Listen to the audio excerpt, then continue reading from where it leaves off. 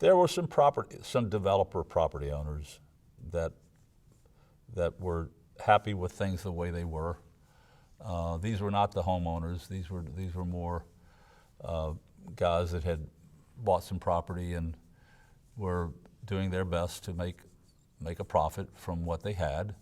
They had smaller vision and smaller resources, and they weren't necessarily ready to step up to be part of the game. So they saw this as a threat because it was really something that they weren't ready to participate in. I don't want to name names, but there were two or three of these guys. Slumlords or So you could call them slumlords. Yeah, I mean they were happy making money off of the conditions the way they were. I mean I guess you would say that's a slumlord. I mean people they're not going to put any money into the property.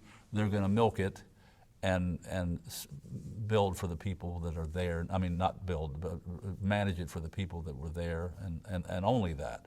Well, I give you an interesting example, again, without naming a name. It's not quite the answer to your question, but across the street from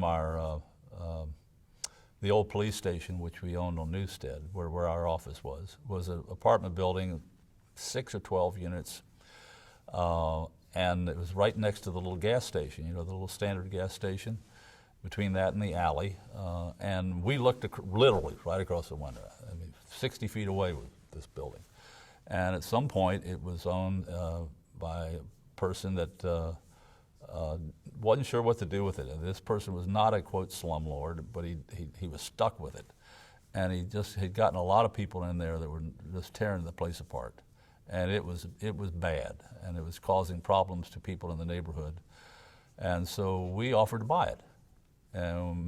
We made a decent deal on it. He was happy to get rid of it, I think. So we were going to clear the property, and we had a buyer, a local institution, that was going to use the property for a new facility, and that worked, and it's there today, nice. And but he was trapped. This guy, he was a lawyer, he was an investor, he wasn't a slumlord as you said, So it's a good thing for you. but he didn't know what to do with his darn property.